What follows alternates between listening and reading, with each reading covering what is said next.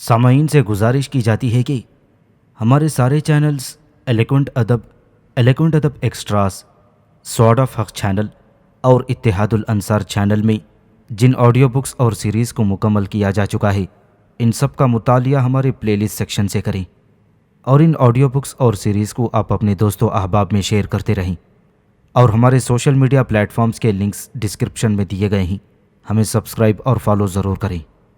جزاک اللہ۔ بسم اللہ الرحمن الرحیم۔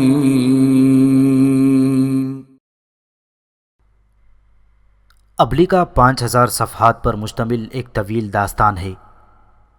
اس مکمل داستان کی پرکشش تحریر لکھنے میں مصنف نے مندرجہ بالا کتابوں سے مدد لی ہے۔ تفہیم القرآن، مصنف ابوالعلا مودودی۔ معارف القرآن، مصنف مولانا مفتی محمد شفیع۔ اسلامی انسائکلوپیڈیا، مصنف سید قاسم محمود۔ قصص القرآن، مصنف مولانا محمد حفظ الرحمن۔ تفسیر ابن کثیر، مصنف علامہ ابن کثیر۔ تاریخ ابن خلدون، مصنف علامہ عبد الرحمن ابن خلدون۔ طبقات ابن سعد، مصنف علامہ محمد بن سعد۔ سیرت النبی صلی اللہ علیہ وسلم، مصنف ابن ہشام۔ شاخ زریں، مصنف جیمز جارج فریزر۔ تاریخ ایران، مصنف پروفیسر مقبول بیگ۔ طبقات ناصری، مصنف منہاج سراج۔ دنیا کا قدیم ترین ادب، مصنف ابن حنیف۔ مذاہب عالم کا تقابلی مطالعہ، مصنف چودھری غلام رسول۔ تاریخ انڈونیشیا، مصنف شاہد حسین رزاقی۔ تاریخ بلاد و فلسطین و شام، مصنف جی لی اسٹرینج۔ تاریخ بیت المقدس، مصنف ممتاز لیاقت۔ تاریخ مکہ مکرمہ، مصنف محمد عبد المعبود۔ تاریخ شام، مصنف ڈاکٹر فلپ کے۔ تاریخ لبنان، مصنف ڈاکٹر فلپ کے۔ تاریخ مدینہ منورہ، مصنف محمد عبد المعبود۔ تاریخ قسطنطنیہ، مصنف ہیرولڈ لیمب۔ توریت اور انجیل، the Roman empire, author Stuart Jones. History of Rome, author Arthur Gilman. Carthage, author Alfred J Church. Vedic India, author T Fisher. Chaldea, author Zenaide A Ragozin. Assyria, author Zenaide A ریگوزین۔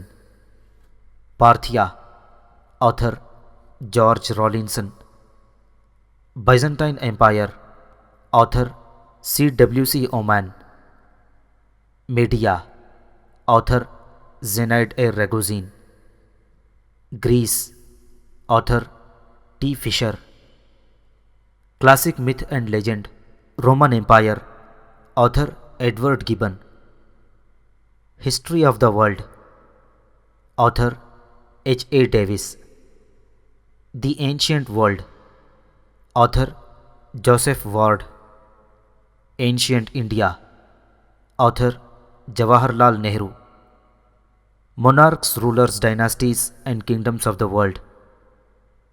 مہابھارتا، a history of Chinese civilization, author Jacques Gernet. Greatness that was Babylon, author H W F سیگز۔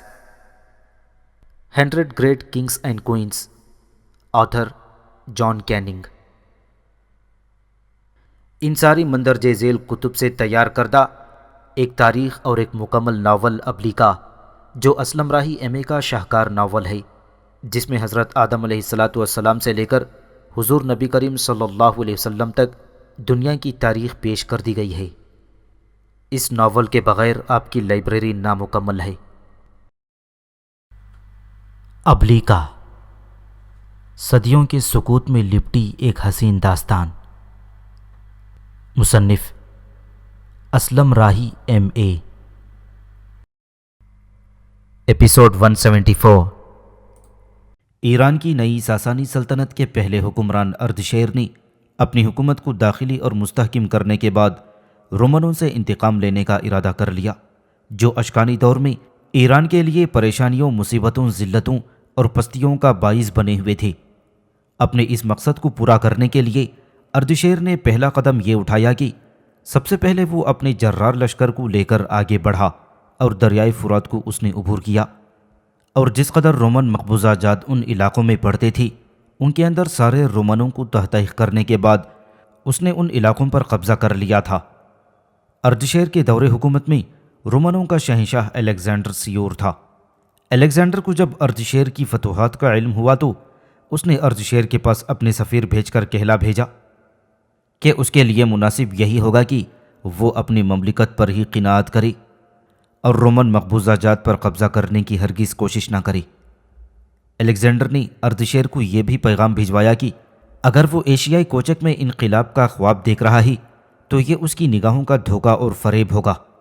Alexander نے یہ بھی خبر دی تھی کہ اگر Ardashir نے اپنے اطراف میں فتوحات کا دائرہ وسیع کرنے کی کوشش کی تو اسے رومنوں کی عظیم الشان سلطنت سے نبرد آزما ہونا پڑے گا۔ الیگزینڈر نے یہ بھی دھمکی دی کہ اگر اردشیر شمال کے وحشی قبائل کے ساتھ مل کر فتوحات حاصل کرنے کے ساتھ ساتھ اپنی مغربی سرزمینوں میں بھی کامیاب رہا ہے تو اسے یاد رکھنا چاہیے کہ وحشی قبائل کے مقابلے میں رومنوں کے ساتھ جنگ کرنا انتہائی مشکل اور دشوار گزار ہے۔ اس کے علاوہ الیگزینڈر نے قاصدوں کے ذریعے اردشیر کو رومن شہنشاہ آگسٹس اور پھر ٹروجن اور دوسرے حکمرانوں کی ایران کے خلاف فتوحات یاد دلائیں جو انہوں نے ایران کے بعض علاقوں کو تہو بالا کر کے حاصل کی تھیں۔ اردشیر الیگزینڈر کی ان دھمکیوں میں آنے والا نہیں تھا۔ الیگزینڈر کا یہ پیغام سن کر وہ نہایت برہم اور برا فروختہ ہوا، لہٰذا الیگزینڈر کی اس دھمکی کا جواب دینے کے لیے اس نے اپنے 400 قوی ہیکل، طاقتور اور مسلح جوان مرسا گھوڑوں پر سوار کرا کر سفارت کے لیے اٹالی روانہ ہو گیا تھا۔ یہ 400 سوار رومن شہنشاہ الیگزینڈر سے ملے اور اردشیر کا پیغام سنایا کہ پہلے روما نے ایشیا کے جن جن علاقوں کو غصب کر رکھا ہے وہ مملکت ایران کا حصہ ہیں، اس لیے مناسب یہی ہوگا کہ رومنوں کی حکومت ان سارے علاقوں کو ایران کو واپس کر دے اور صرف اٹالی پر ہی اکتفا کر لے۔ الیگزینڈر ایرانی سواروں کا یہ پیغام سن کر سخت برہم ہوا اور سفارتی آداب کو بالائے طاق رکھتے ہوئے اس نے ان سارے ایرانی سواروں کو زندان میں ڈال دیا اور ساتھ ہی اس نے اردشیر کے خلاف جنگ کرنے کے لیے زبردست تیاریاں شروع کر دی تھیں۔ آخرکار اپنی عسکری تیاریاں مکمل کرتے ہوئے رومن شہنشاہ الیگزینڈر نے ایک بہت بڑا لشکر تیار کر لیا تھا اور اس لشکر کو اس نے 3 حصوں میں تقسیم کیا۔ ایک لشکر اس نے آذربائیجان پر حملہ آور ہونے کے لیے روانہ کر دیا، دوسرا لشکر جو تعداد میں پہلے لشکر کے ہی برابر تھا اسے شوش شہر کی طرف بھیج دیا تھا، اور تیسرا لشکر وہ خود لے کر ایران کے وسطی حصوں پر حملہ آور ہونے کے لیے بڑی تیزی سے ایران کی طرف بڑھا۔ رومنوں کا جو لشکر آذربائیجان پر حملہ ہوا تھا اسے شروع میں کچھ کامیابیاں حاصل ہوئیں، اس لیے کہ آذربائیجان میں اردشیر کا جرنیل جو رومنوں کے مقابلے میں تھا وہ جنگ کا اتنا تجربہ نہیں رکھتا تھا، تاہم اس کی دلیری، شجاعت اور جواں مردی پر کسی طرح کا کوئی شک کیا نہیں جا سکتا تھا۔ 2-4 جنگوں میں وہ بے شک رومنوں کے مقابلے میں ضرور پسپا ہوا تھا۔ بالآخر اس نے زوردار حملے کر کے آذربائیجان پر حملہ آور ہونے والے حاکموں کو پیچھے ہٹنے پر مجبور کر دیا۔ جو ہی رومن پیچھے ہٹے تو ایرانی لشکر نے اس خونخواری کے ساتھ حملہ کیا کہ رومن میدان چھوڑ کر بھاگنے پر مجبور ہو گئی۔ رومنوں کا جو لشکر شوش شہر پر حملہ آور ہونے کے لیے پہنچا تھا اس کے مقابلے پر اردشیر اٹھ کھڑا ہوا، اور اپنے پہلے ہی حملے میں اردشیر نے اس قدر خونخواری اور سختی کے ساتھ رومنوں پر نزول کیا کہ اس نے رومنوں کی صفیں درہم برہم کر کے رکھ دیں، اور اس طرح شوش کے باہر کھلے میدانوں میں اردشیر نے رومنوں کو پسپا ہونے پر مجبور کر دیا۔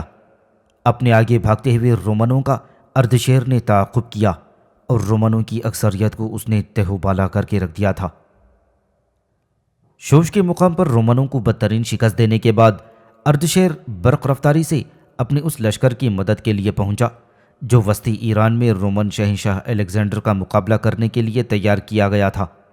ابھی رومن شہنشاہ الیگزینڈر نے ایرانیوں کے اس لشکر پر حملہ بھی نہ کیا تھا کہ اردشیر بھی اپنا لشکر لے کر وہاں پہنچ گیا، اور وسطی ایران میں بھی الیگزینڈر کے تحت کام کرنے والے رومن لشکر کو شکست ہوئی، اور اس طرح رومن شہنشاہ الیگزینڈر شکست اٹھا کر بھاگ کھڑا ہوا۔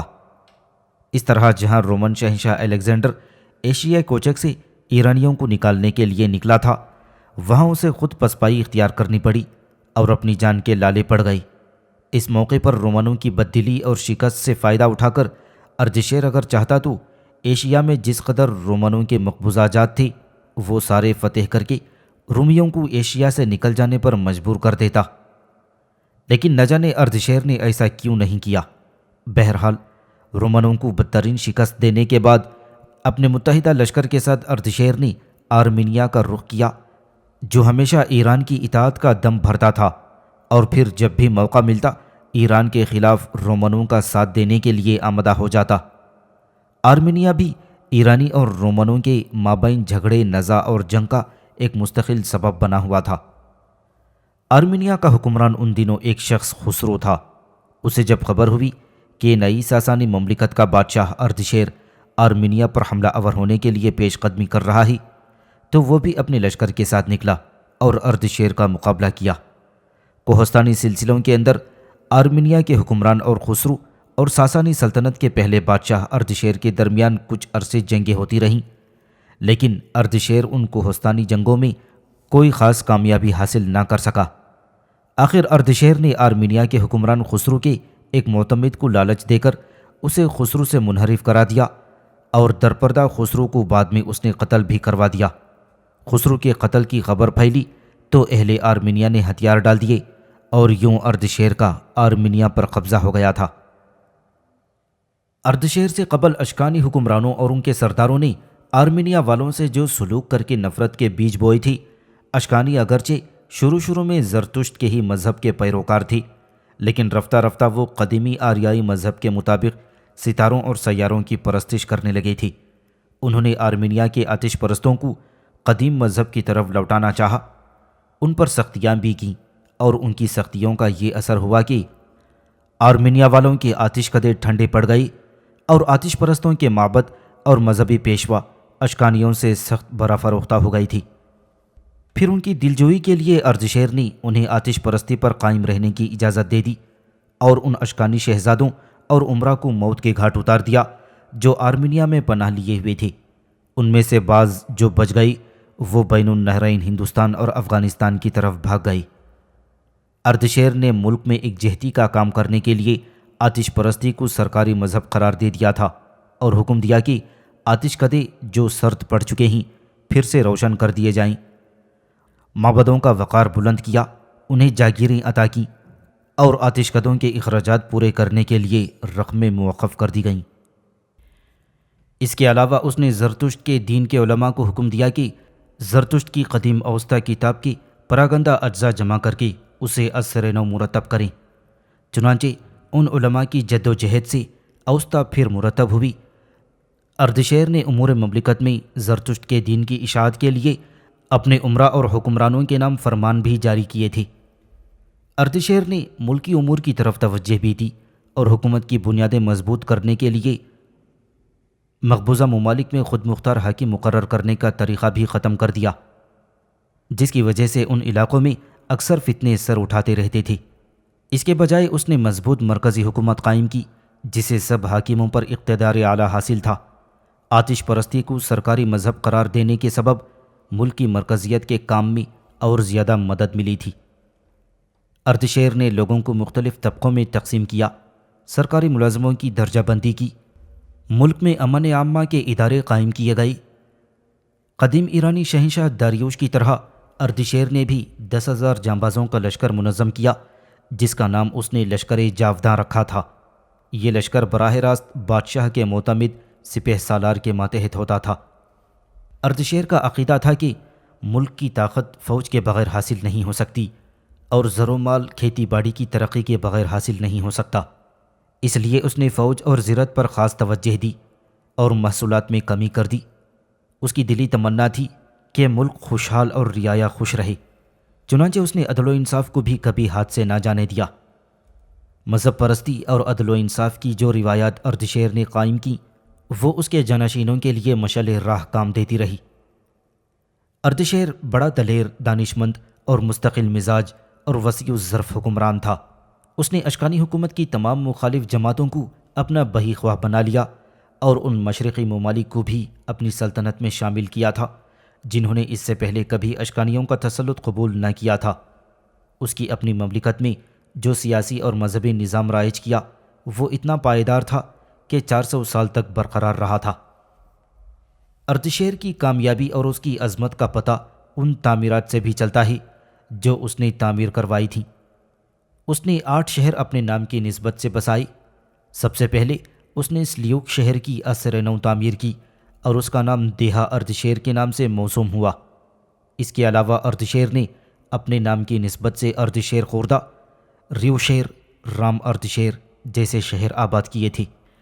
اردشیر خوردہ جہاں آباد ہوا تھا وہاں پہلے گوہر آباد شہر قائم تھا۔ یہ شہر ویران ہوا تو اسے آباد کرنے کے لیے اردشیر نے اپنے نام کی نسبت سے اردشیر خوردہ رکھا، جس کا مطلب ہے شوکت اردشیر۔ اب یہی شہر فیروز آباد کے نام سے موسوم ہے۔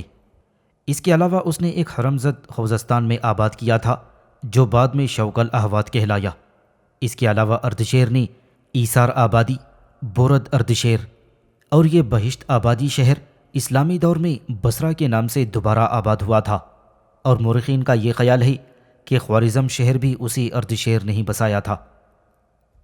اس کے علاوہ حالیہ کھدائی میں اردشیر کی یادگاریں بھی ملی ہیں۔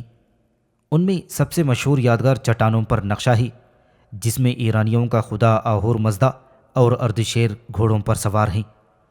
گھوڑے ساز و سامان سے مزین ہیں اور ان گھوڑوں میں فرق اس قدر ہے کہ بادشاہ کے گھوڑے کے سینے بند پر تختیاں نظر آتی ہیں جن پر شیروں کے چہروں کی تصویریں بنی ہوئی ہیں، لیکن آہور مزدہ کے گھوڑے کے سینہ بند پر حوروں کی ابھروان تصویریں بنی ہوئی ہیں۔ بادشاہ کے پیچھے ایک خواجہ سرا ہے اور اس کے علاوہ ایک مسلح شخص اردشیر کے گھوڑے کے پاؤں پر گرا ہوا ہے۔ مورخین کا خیال ہے کہ گھوڑے کے پاؤں پر گرا ہوا شخص اشکانی سلطنت کا آخری بادشاہ اردوان ہے جسے شکست دے کر اردشیر نے ساسانی سلطنت کی بنیاد رکھی تھی۔ مرنے سے پہلے اردشیر نے اپنے بیٹے شاہپور کو دوبارہ نصیحتیں کی جو انتہائی درس آمیز اور عبرت خیز ہیں۔ پہلی یہ کہ طاقت لشکر کے بغیر، لشکر مال و دولت کے بغیر، مال و دولت زراعت کے بغیر، زراعت عدالت اور حسن سیاست کے بغیر ترقی نہیں کر سکتی۔ دوم یہ کہ بغض اور کینے کو اپنا شعار مت بنانا۔ تیسری یہ کہ لوگوں کی رسد کو نہ روکو تاکہ تمہیں بھی قحط کا سامنا نہ کرنا پڑے۔ مسافروں کی خاطر مدارت کرو کیونکہ تمہیں بھی سفر آخرت درپیش ہے۔ دنیا میں دل نہ لگاؤ کہ یہ کسی کے ساتھ وفا نہیں کرتی۔ دنیا کو بالکل ترک بھی نہ کرو کیونکہ اس کے ذریعے عاقبت کے لیے نیکی کا ذخیرہ کر سکتے ہو۔ چوتھی یہ کہ حکومت جب پست فطرت لوگوں کے سپرد کی جاتی ہے تو ندامت سے دوچار ہونا پڑتا ہے۔ بادشاہ سے رعیت ڈرتی ہے اور وہ اس بادشاہ سے بہتر ہے جو رعیت سے ڈرتا ہے۔ پانچویں یہ کہ بادشاہ ظالم ہو تو آبادی اور خوشحالی ممکن نہیں۔ عادل بادشاہ باران نعمت بن کر نازل ہوتا ہے، خونخوار شیر ظالم سلطان سے بہتر ہے۔ چھٹی یہ کہ ہر شخص کو سخی ہونا چاہیے، لیکن اگر بادشاہ سخی نہ ہو تو وہ ناقابل معافی ہے کیونکہ سخاوت پر سب سے زیادہ قادر وہی ہوتا ہے۔ ساتویں یہ کہ بادشاہوں کے لیے اس سے زیادہ اور کیا وحشت ناک چیز ہوگی کہ سر ان کے نزدیک دم اور دم ان کے نزدیک سر ہو جائے۔ آٹھویں نصیحت یہ کہ بدترین بادشاہ وہ ہے کہ جس سے بے گناہ لوگ ڈریں۔ نویں نصیحت یہ ہے کہ سلطنت کی بقا مذہب سے ہے اور مذہب کی ترویج اور اشاعت بادشاہ کی قوت سے ہے۔ 10ویں نصیحت یہ کہ بادشاہوں پر لازم ہے کہ عفو اور چشم پوشی کو لوگوں کی تادیب کا ذریعہ بنائیں، نہ کہ تنبیہ اور قطع حق کو۔ 11ویں نصیحت یہ کہ ہم سب جسم واحد کے مانند ہیں، کسی عضو کو کوئی راحت یا زخم ہو تو اس کا اثر تمام اعضاء پر پڑتا ہے۔ تم میں بعض بمنزلہ سر ہیں جس کی حکومت دوسرے اعضاء پر ہوتی ہے، بعض بمنزلہ ہاتھ ہیں جو نقصان رسا چیزوں کو رد کرتے ہیں اور مفید چیزوں کو حاصل کرتے ہیں، بعض قلب کی طرح ہیں جس سے فکر اور احساس پیدا ہوتا ہے۔ بس تمہیں چاہیے کہ ایک دوسرے کے کام آؤ، ہر شخص اپنے ساتھی کو نصیحت کر کے اس کی رہنمائی کرے تاکہ حسد اور کینہ سے دور رہو۔ 12ویں نصیحت یہ کہ مذہب اور تخت و تاج کو لازم و ملزوم سمجھو، دونوں ایک دوسرے کی بقا کا ذریعہ ہیں، جس کا کوئی مذہب نہیں، صفاک انسان ہے۔ اردشیر کو اپنی رعایا سے بہت ہمدردی تھی۔ اسے جب اطلاع ہوئی کہ اس کی سلطنت میں اہل استخر خشک سالی کی تباہی کا حال بیان کرنے آئے ہیں تو ان کی داستان سن کر کہنے لگا، بارش آسمان سے نہیں برسی تو ہماری سخاوت کی بارش ہوگی، اور حکم دیا کہ رعایا کے نقصان کی تلافی خزانہ شاہی سے کر دی جائے۔ اس طرح ساسانی سلطنت کا پہلا بادشاہ اردشیر اپنے عدل و انصاف، اپنی دانش مندی اور پیش بندی سے ایک کامیاب حکمران کی طرح حکومت کرنے کے بعد اس دنیا سے چل بسا، اور اس کی موت کے بعد اس کا بیٹا شاہپور ساسانی سلطنت کا بادشاہ بنا تھا۔ ایک روز یوناف اور کیرش دونوں تدمور شہر اور سرائے کے اندر پڑنے والی صحرائی بستی کے اندر چہل قدمی کر رہے تھے کہ ابلیکا نے یوناف کی گردن پر اپنا ریشمی لمس دیا، اور اس لمس کے آتے ہی یوناف سنبھل گیا اور ایک جگہ رک گیا۔ کیرش بھی سمجھ گئی تھی کہ یوناف ابلیکا کے ساتھ گفتگو کرنے لگا ہے، لہٰذا وہ بھی یوناف کے شانے سے شانہ ملا کر کھڑی ہو گئی تھی۔ لمس دینے کے بعد ابلیکا بولی اور کہنے لگی، دیکھو یوناف، میں سمجھتی ہوں تدمور شہر کے اندر تم نے اپنے کام کی تکمیل کر دی ہے۔ جہاں اس سے پہلے اس شہر میں شرک، گناہ اور بدتمیزی کا بازار گرم تھا، وہاں تم نے جد و جہد اور کوشش کر کے شرک کو اس کی جڑوں سے اتار پھینکا ہے۔ اب تدمور شہر کے اندر تدمر بنت حسان کی لاش کے پاس جا کر لوگ نہ دعائیں مانگتے ہیں اور نہ کعبے کی طرح اس کا طواف کرتے ہیں۔ اس کے علاوہ تدمور شہر میں جو 2 کنیزوں کے مجسمے ہیں ان کی پوجا پاٹ لوگوں نے ترک کر دی ہے، اور تمہاری اس کامیابی پر عزازیل ان دنوں بڑا برہم اور الجھا ہوا دکھائی دے رہا ہے۔ یہاں تک کہنے کے بعد ابلیکا تھوڑی دیر کے لیے رکی، پھر وہ اپنا سلسلہ کلام جاری رکھتے ہوئے کہنے لگی، دیکھو یوناف میرے حبیب، تدمر شہر میں اپنے کام کی ابتدا کرنے کے بعد اب تم انطاکیہ شہر کا رخ کرو۔ وہاں اس عزازیل نے عجیب و غریب حرکات کر رکھی ہیں، اور شرک کی ابتدا تو اس نے انطاکیہ میں عروج پر پہنچا رکھی ہے، پر وہاں اس نے یہودی عالم کو بڑی اذیت اور بڑے کرودھ میں مبتلا کر رکھا ہے، چونکہ وہ یہودی عالم وحدانیت کا پرستار ہے اور انطاکیہ شہر میں ہمہ وقت خدائے واحد کی بندگی اور اطاعت کی تبلیغ کرتا ہے، پر اس عزازیل نے اسے ایک ایسے روگ میں مبتلا کیا ہے جو اس یہودی عالم کے لیے ناقابل برداشت ہو رہا ہے۔ میں سمجھتی ہوں کہ شرک کے پھیلاؤ اور وحدانیت کے خلاف کام کرنے کے لیے عزازیل نے یہ نیا ہی طریقہ اختیار کیا ہے۔ دیکھو یوناف، اپنی مافوق الفطرت قوتوں کو حرکت میں لاتے ہوئے اس عزازیل نے اس یہودی عالم کے دائیں پاؤں کو سانپ کے منہ کی طرح تبدیل کر رکھا ہے۔ جہاں اس یہودی عالم کے پاؤں کی انگلیاں تھیں وہاں بڑے بڑے زہریلے سانپ کے سے دانت نکل آئے ہیں۔ پاؤں کا درمیانی حصہ خوب پیچھے ہٹ چکا ہے، جس کی وجہ سے اوپر کا حصہ جس میں دانت نکل آئے ہیں خوب نیچے جھکے ہوئے ہیں، اور ایڑی بھی اوپر نکل چکی ہے، اور اس کی ایڑی کی شکل ایسی ہو گئی ہے جیسے کسی گھوڑے کے منہ کا نچلا حصہ ہو۔ اب اوپر کا حصہ جہاں سانپ کی طرح بڑے بڑے زہریلے دانت نکل آئے ہیں، وہ حصہ وقفے وقفے سے پاؤں کے نچلے حصے کو، جس کی شکل و صورت گھوڑے کے منہ جیسی ہے، کاٹتا رہتا ہے۔ اوپر کے حصے کے نیچے حصے کو کاٹنے سے وہ یہودی عالم بڑی اذیت، بڑی تکلیف میں رہا ہے، اور اس یہودی عالم کو اذیت میں مبتلا کیے چند ہی روز ہوئے۔ لہٰذا میرے حبیب، تم کیرش کے ساتھ تدمور شہر سے کوچ کرو اور انطاکیہ کی طرف جاؤ، اپنی سری قوتوں کو حرکت میں لاؤ اور اس یہودی عالم کی مدد کرو۔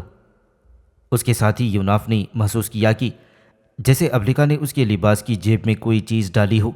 یوناف اس چیز کا جائزہ لینے ہی لگا تھا کہ ابلیکا پھر بولی اور اسے مخاطب کرتے ہوئے کہنے لگی، دیکھو یوناف میرے حبیب، تمہاری جیب میں میں نے چمڑے کا ایک ٹکڑا ڈالا ہے، اور اس پر وہ عمل درج ہے جسے استعمال کر کے تم اس یہودی عالم کو عزازیل کی تکلیف اور اذیت سے نجات دلا سکتے ہو۔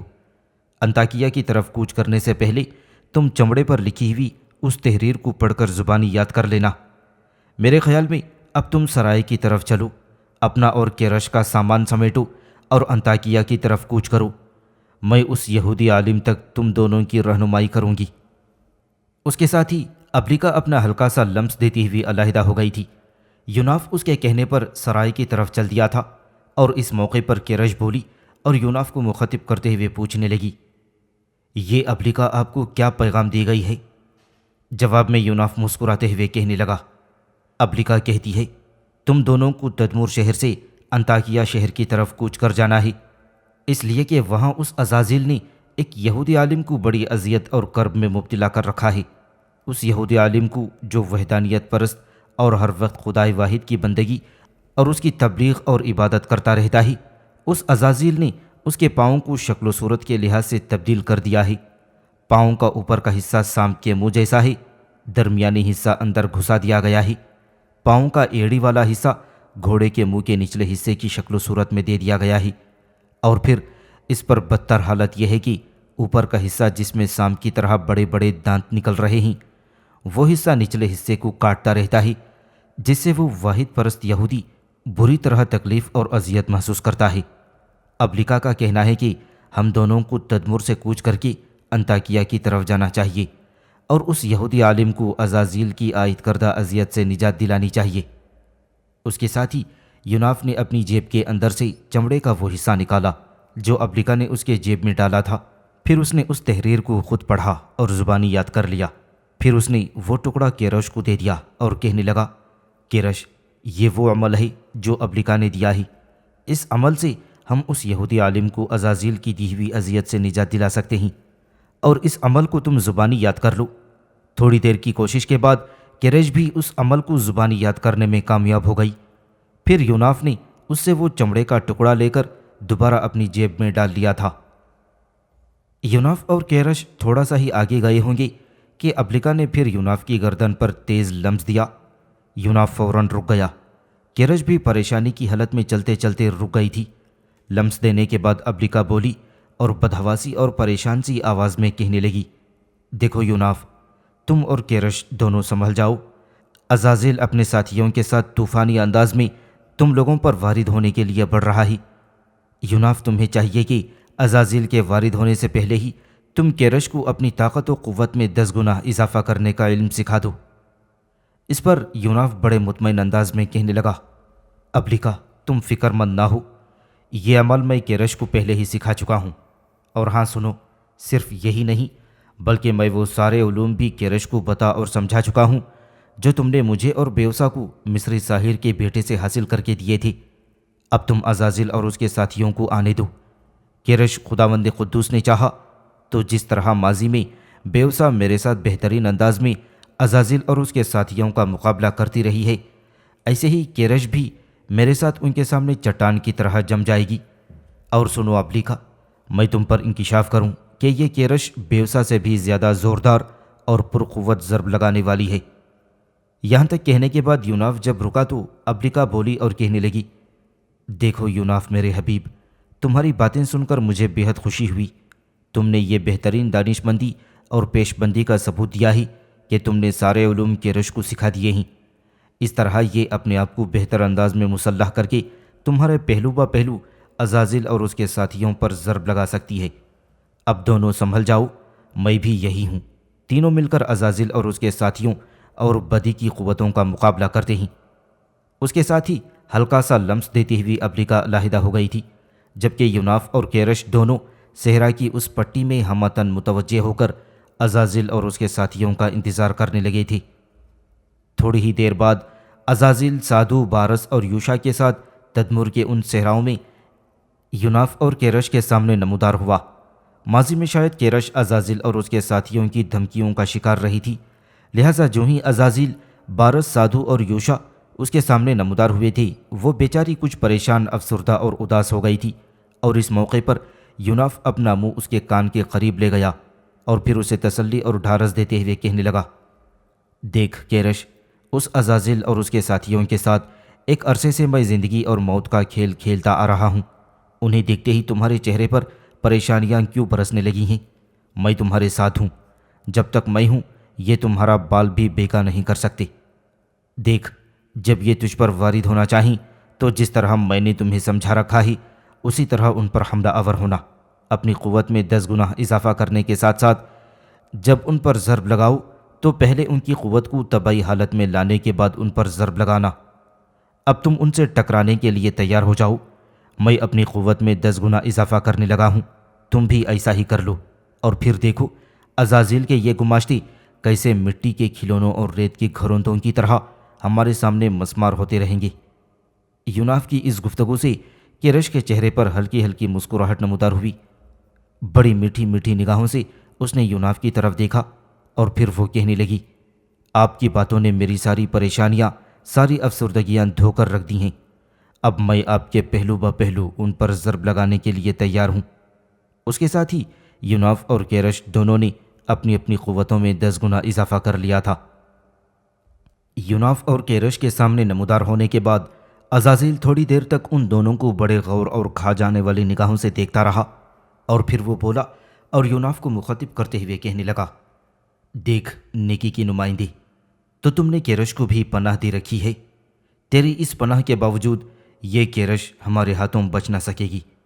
پھر عزازیل یوناف کے جواب کا انتظار کیے بغیر سادو بارس اور یوشا کو مخاطب کرتے ہوئے کہنے لگا، سنو میرے ساتھیوں، اس یوناف اور کیرش کے خلاف تدمر کے ان صحراؤں میں انتقام کی ایسی ستم گر آگ بھڑکاؤ کہ انہیں اپنے سامنے وحشتوں کے مناظر، بولتے زخموں اور زیست و موت کی کشمکش کے سوا کچھ نظر نہ آئے۔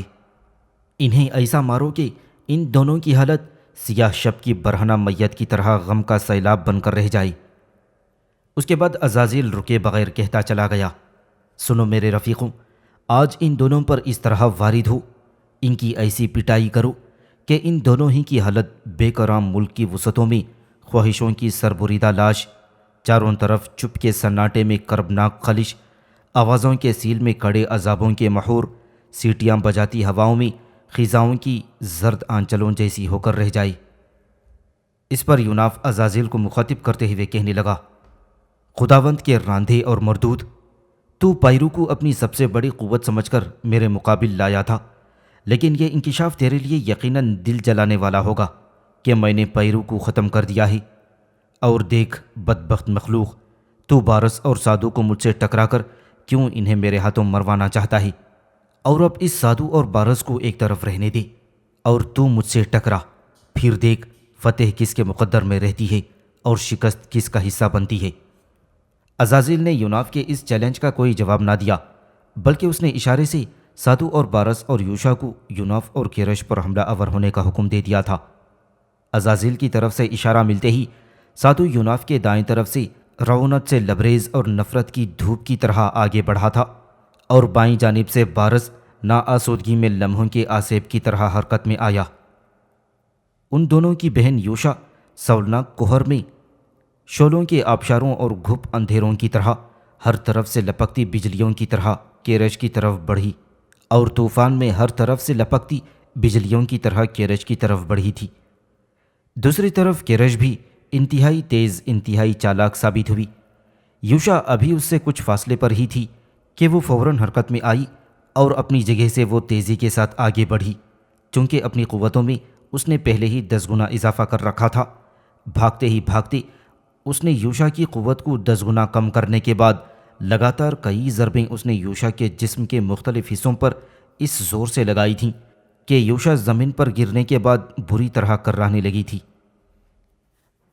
دوسری طرف یوناف ابھی تک کسی قدیم مجسمے اور ماورائی دیوتا کی طرح اپنی جگہ پر ایستادہ کھڑا تھا، جیسے وہ کوئی چٹان ہو اور حرکت نہ کر سکتی ہو۔ بارس اور سادو لگاتار اس کی طرف بڑھ رہے تھے، اور جب ان دونوں نے دیکھا کہ ان کے قریب ہی کیرش ان کی بہن یوشا کو مار مار کر ادموا کر دیا ہے، تو سادو یوناف پر حملہ آور ہونے کے لیے آگے بڑھا، جبکہ بارس نے اپنی بہن یوشا کی مدد کے لیے کیرش پر حملہ آور ہونا چاہا۔ اور یہ صورتحال دیکھتے ہوئے یوناف بھی ٹوٹی قبروں کے میلے کتبوں میں رقص شرر کی طرح آگے بڑھا، اور بارس کی طرف وہ بھاگا اور کئی ضربیں اس پر ایسی جاندار لگائیں کہ بارس بل کھاتا ہوا زمین پر گر گیا تھا۔ اسی لمحے سادو یوناف کی طرف لپکا اور یوناف کی گردن پر اس نے ایک زوردار ضرب لگائی۔ یوناف اس کی ضرب برداشت کر گیا، حالانکہ وہ بڑی زوردار ضرب تھی، اس لیے کہ سادو نے یہ ضرب طاقت میں 10 گنا اضافہ کرنے کے بعد لگائی تھی، اور اس کے جوابی حملے میں یوناف نے سادو کو لگاتار مارنا پیٹنا شروع کر دیا تھا۔ یوناف سادو کو مارتے مارتے عزازیل کے قریب لے گیا تھا۔ پھر یوناف نے ہوا کے اندر ایک زہریلی جست لگائی اور اپنی دائیں ٹانگ اس زور سے اس نے عزازیل کے منہ پر دے ماری کہ عزازیل بری طرح کرراہتا ہوا دور جا گرا۔ یوناف اور کیرش دونوں ایک بار پھر پہلو سے پہلو ملا کر اکٹھے ہو گئی تھی۔ تھوڑی دیر کے بعد عزازیل اپنی جگہ سے اٹھ کر یوناف کے سامنے آیا اور مخاطب کرتے ہوئے کہنے لگا، دیکھ نیکی کی نمائندی، آج لگتا ہے مجھے تیرے ساتھ دو ہاتھ کرنے ہی پڑیں گے۔ تو کچھ زیادہ ہی حد سے گزرتا چلا جا رہا ہے۔ یہ مت سمجھنا کہ میں تیرے سامنے آنے سے کتراتا ہوں۔ میں جب اور جہاں چاہوں اپنی مرضی کے مطابق تجھ پر ضرب لگا سکتا ہوں۔ اس کے بعد عزازیل نے سادو، بارس اور یوشا کی طرف دیکھتے ہوئے کہا، تم تینوں ذرا ایک طرف ہٹ کر کھڑے ہو جاؤ، میں خود یوناف سے ٹکراتا ہوں، پھر دیکھتا ہوں یہ میرا کیا بگاڑ لیتا ہے۔ عزازیل کے ان الفاظ سے یوناف کے چہرے پر بڑی گہری اور بڑی دل پسند مسکراہٹ نمودار ہوئی۔ پھر وہ اپنے پہلو میں کھڑی کیرش کو مخاطب کرتے ہوئے کہنے لگا، دیکھ کیرش، تم میرے پیچھے کھڑی رہ اور دیکھ میں اور عزازیل کیسے آپس میں ٹکراتے ہیں۔ اس پر کیرش بولی اور کہنے لگی، میں تماشائی نہیں بنوں گی۔ اگر اس عزازیل نے اپنے سامنے آپ کو زیر کرنے کی کوشش کی تو میں اس پر ٹوٹ پڑوں گی اور اسے آپ پر حاوی اور غالب نہیں ہونے دوں گی۔ اس پر یوناف بولا اور کہنے لگا، کیرش، تیری مہربانی، تیرا شکریہ، لیکن تو عزازیل کے خلاف حرکت میں مت آنا۔ تماشا دیکھ میرے اور اس کے ٹکراؤ کا کیا بنتا ہے کہ اگر تو اس کے خلاف حرکت میں آئے گی تو سادو، بارس اور یوشا بھی ہم دونوں پر امٹ پڑیں گے، اور پھر عزازیل کے ساتھ مقابلے کا لطف ہی نہیں رہے گا، کیونکہ ایسی صورت میں ابلیکا بھی ٹپک پڑے گی۔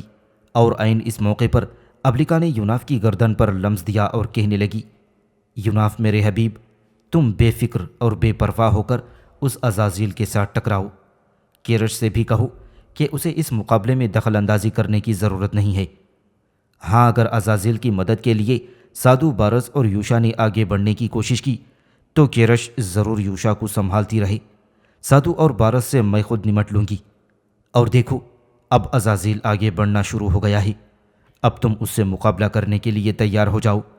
اس کے ساتھ ہی ابلیکا یوناف کی گردن پر ایک ہلکا سا لمس دے کر علیحدہ ہو گئی تھی۔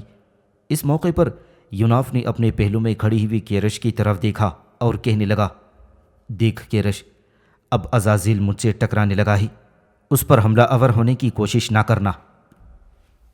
یوناف کے کہنے پر کیرش یوناف کے پیچھے ہٹ کر کھڑی ہو گئی تھی۔ اتنی دیر تک عزازیل آگے بڑھا، اپنا ہاتھ اس نے بلند کیا اور پھر ایک زوردار ضرب اس نے یوناف کی پیٹھ پر لگائی۔ وہ ضرب کھانے کے بعد یوناف کسی دیو ملائی مجسمے کی طرح بے حس کھڑا رہا۔ اس پر عزازیل نے ویسی ہی ایک دوسری ضرب اس کے پیٹھ پر لگائی تھی۔ جواب میں یوناف نے اپنے پیٹ کو تھوڑی دیر کے لیے سہلایا۔ اس پر عزازیل نے ویسی ہی ایک دوسری ضرب اس کے پیٹ پر لگائی تھی۔ جواب میں یوناف نے اپنے پیٹ کو تھوڑی دیر کے لیے سہلایا اور پھر وہ کھولتے لہجے میں عزازیل کو مخاطب کرتے ہوئے کہنے لگا، اے بدبخت مخلوق، اے بدی کے فروغ کا کام کرنے والے مردود، اور قوت کے ساتھ میرے جسم پر ضرب لگا تاکہ میں برا فروختہ ہوں اور تجھ پر ایسی ضرب لگاؤں کہ تیری توڑ پھوڑ کا کام شروع ہو۔ عزازیل ہوا میں اچھلا اور ایک ایسی ضرب اس نے یوناف کے شانے پر لگائی جو واقعی یوناف کے لیے ناقابل برداشت تھی، اور یوناف بل کھاتا ہوا پیچھے ہٹا اور زمین پر گر گیا تھا۔ یوناف کی یہ حالت دیکھتے ہوئے کیرش بیچاری پریشان اور افسردہ ہو گئی تھی، لیکن بہت جلد یوناف نے اپنے آپ کو سنبھالا۔ فوراً وہ اٹھ کھڑا ہوا اور اپنی قوت کو بحال کیا۔ عزازیل کی قوت میں اس نے 10 گنا کمی کر دی۔ پھر جو اس نے ہوا میں جست لگاتے ہوئے عزازیل کی گردن پر ضرب لگائی تو عزازیل سسکتا ہوا کئی قدم پیچھے لڑک گیا تھا۔ اس کے بعد یوناف پر گویا جنون اور سودا سوار ہو گیا تھا۔ اس نے لگاتار کئی ضربیں عزازیل کے دے ماری اور ساتھ ہی ساتھ اس کی طاقت میں وہ 10 گنا کمی بھی کرتا جا رہا تھا، اس لیے کہ ایسا کرنے سے عزازیل کسی بھی لمحہ اس کے لیے خطرناک بھی ثابت ہو سکتا تھا۔ تھوڑی دیر تک عزازیل کو ڈھول کی طرح بجانے کے بعد اور اس پر ناقابل برداشت ضربیں لگانے کے بعد یوناف پیچھے ہٹا، کرش کے پہلو میں آن کھڑا ہوا۔ یوناف کی اس کارگزاری پر کرش بے حد خوش دکھائی دے رہی تھی۔ یوناف جب اس کے پہلو میں آیا تو کرش رازدارانہ انداز میں محبت بھری آواز میں کہنے لگی، میں تو اس عزازیل کو ناقابل تسخیر اور ناقابل شکست خیال کرتی تھی، لیکن آپ نے مار مار کر اسے ایسا ادموا کر دیا ہے کہ اس میں جیسے طاقت اور قوت ہی نہ رہی ہو۔ میں آپ کو اور آپ کی اس کارگزاری پر مبارکباد دیتی ہوں۔ کرش کی ان باتوں سے یوناف کے چہرے پر پسندیدہ مسکراہٹ نمودار ہوئی۔ اتنی دیر تک عزازیل بھی اٹھ کر بارس کے پہلو میں آن کھڑا ہوا تھا۔ یوناف اس سے مخاطب کرتے ہوئے کہنے لگا، دیکھ بدی کی گماشتی، معصیت کے پروردہ، تو نے مجھ پر ضربیں لگا کر دیکھ لیا، آخر تو نے میرا کیا بگاڑ لیا؟ اس پر عزازیل نے ایک ہولناک قہقہہ لگایا اور کہنے لگا، دیکھ نیکی کی نمائندی، جب میری تیسری ضرب تم پر پڑی تھی تو تم سر سے لے کر پاؤں تک ہل کر رہ گئی تھی اور انتہائی بے بسی کے عالم میں زمین پر گر گئی تھی، پھر بھی تم کہتے ہو کہ میں نے تمہارا کیا بگاڑا ہے؟ اس پر یوناف قہر بھرے انداز میں کہنے لگا، یہ جو میں تمہیں ڈھول کی طرح بجاتے ہوئے اور کسی آہنگر کی طرح تم پر ضربیں لگاتے ہوئے تمہیں کافی دور پیچھے دھکیل کر لے گیا تھا، تو یہ لمحہ، یہ سانحہ تیرے ذہن سے نکل گیا ہے۔ جواب میں عزازیل نے کہا، اگر تو نے مجھ پر ضربیں لگائی ہیں تو ایسی ہی جان لیوا ہمت توڑ ضربیں میں نے بھی تم پر لگائی ہیں۔ اگر تو نیکی کے نمائندے کی حیثیت سے مجھ پر برس پڑنے کا دعویٰ کرتا ہے تو میں بھی بدیوں کے ایک گماشتے کی حیثیت سے ہر مقام پر تیری راہ روکنے کی ہمت اور جرأت رکھتا ہوں۔ اس کے ساتھ ہی عزازیل نے اپنے ساتھیوں کو مخصوص اشارہ کیا اور وہ اپنی سری قوتوں کو حرکت میں لاتے ہوئے وہاں سے غائب ہو گئے تھے۔ عزازیل اور اس کے ساتھیوں کے جانے کے بعد کرش یوناف کے قریب ہو گئی اور اپنی آواز کی پوری مٹھاس میں وہ یوناف کو مخاطب کرتے ہوئے کہنے لگی، اب تک میں سہمی سہمی اور خوف زدہ تھی کہ اگر کسی موقع پر عزازیل سے ہمارا ٹکراؤ ہو گیا تو شاید وہ آپ کے ساتھ مجھے بھی پیس کر رکھ دے گا، لیکن اب مجھے یقین ہو گیا ہے کہ عزازیل آپ کا کچھ نہیں بگاڑ سکتا، بلکہ آپ جب اور جس وقت چاہیں اس کے توڑ پھوڑ اور بگاڑ کا کام کر سکتے ہیں۔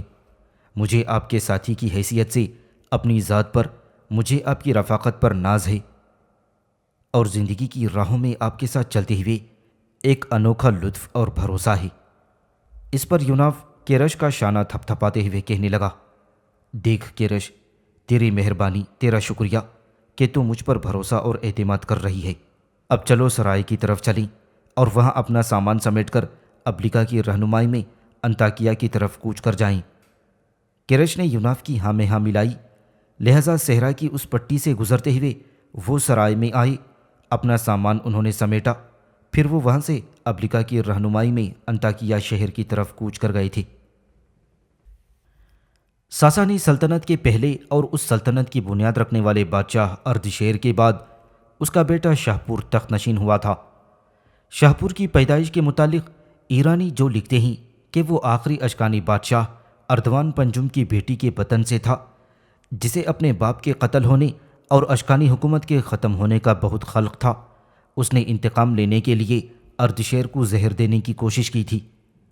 اردشیر کو اپنی ملکہ کی اس سازش کا علم ہو گیا تھا تو اس نے ملکہ کو قتل کرنے کا حکم دے دیا، پر جس وقت ملکہ کو قتل کرنے کا حکم دیا گیا، ملکہ حاملہ تھی اور اردشیر کا ایک وزیر جس کا نام ابرفام تھا، اس ابرفام نے اس خیال سے کہ شاید ملکہ کے وطن سے ولی عہد کی پیدائش ہو، اردشیر سے سفارش کر کے ملکہ کی جان بخشی کرا دی اور ملکہ کو اس نے اپنے ہاں رکھ لیا تھا۔ ابرفام کے ہاں قیام کے دوران ملکہ کے ہاں لڑکا پیدا ہوا جس کا نام شاہپور رکھا گیا۔ ابرفام نے اس شاہپور کی پیدائش اردشیر سے مخفی رکھی اور شہزادوں کی طرح اس کی پرورش کرنے لگا۔ شاہپور نے ہوش سنبھالا تو اس کی ہوش مندی اور دانش مندی کی شہرت دور دور تک پھیل گئی۔ ادھر جوں جوں اردشیر کے آخری دن قریب آنے لگے، اسے یہ غم بے چین کرنے لگا تھا کہ اگر کوئی بیٹا ہوتا تو تاج و تخت کا وارث بنتا۔ بادشاہ کی یہ فکر مندی دیکھ کر ابرفام نے بادشاہ کو سکون اور چین فراہم کرنے کے لیے یہ کہہ دیا کہ بادشاہ کو فکر مند ہونے کی ضرورت نہیں، بادشاہ کا ایک بیٹا زندہ ہے۔ تاہم ابرفام نے ابھی تک شاہپور کا ذکر نہیں کیا تھا کہ شاہپور اردشیر کا بیٹا ہے۔ اب ابرفام سے یہ خوشخبری سن کر اردشیر کی خوشی کا کوئی ٹھکانہ نہ رہا۔ اردشیر نے ابرفام سے بہترے پوچھا کہ میرا بیٹا کون ہے، لیکن اس نے بتانے سے گریز کیا اور کہنے لگا وہ ایسا بیٹا ہے کہ ایک روز وہ خود ہی آپ کے پاس آ جائے گا اور آپ اسے پہچان جائیں گے کہ وہ آپ کا بیٹا ہے۔ اس دوران تک شاہپور خاصا بڑا ہو چکا تھا۔ بادشاہ نے اپنے بیٹے کی پہچان کے لیے یہ کہا کہ وہ چوگان کے کھیل کا انتظام کرے اور میرے بیٹے کو بھی اس چوگان کے مقابلے میں لائے، وہ خود ہی اسے پہچان لے گا کہ اس کا بیٹا کون ہے۔ بادشاہ کے کہنے پر ابرفام نے اس کا انتظام کیا۔ اس کھیل کے دوران شاہپور نے اپنے فن کا حیرت انگیز مظاہرہ کیا اور بادشاہ اس کھیل سے بے حد متاثر ہوا۔ ایک بار چوگان کا گیند بادشاہ کے قریب آ کر گرا اور کسی بھی کھیلنے والے کو حوصلہ نہ پڑا کہ بادشاہ کے پاس جا کر گیند لے آئے۔ آخر ایک لڑکا اس گیند کی طرف بڑھا اور گیند وہاں سے لایا۔ یہ شاہپور تھا۔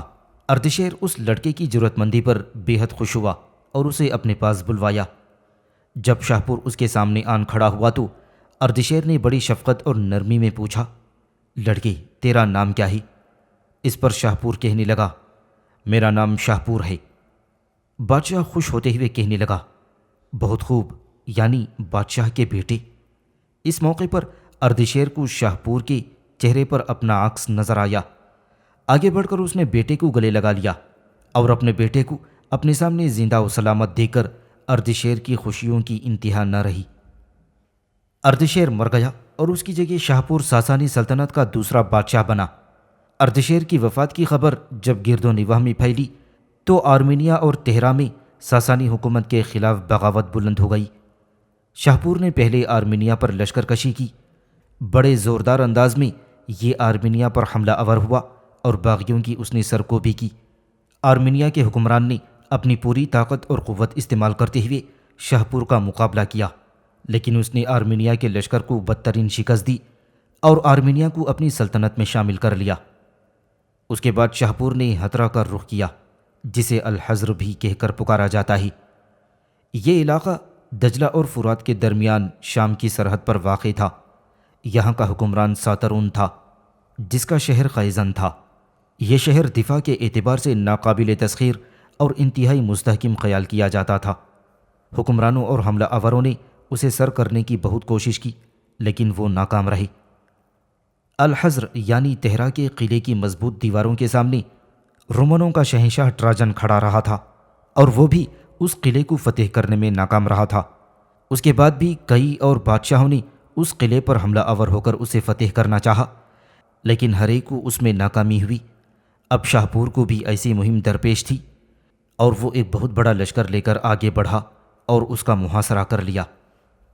الحضر کے محاصرے نے جب طول پکڑا تو شاہپور کو یقین ہو گیا کہ جس طرح پہلے رومن شہنشاہ اس قلعے کو فتح نہیں کر سکے، اس کے مقدر میں بھی اس قلعے کو فتح کرنا نہیں لکھا ہے۔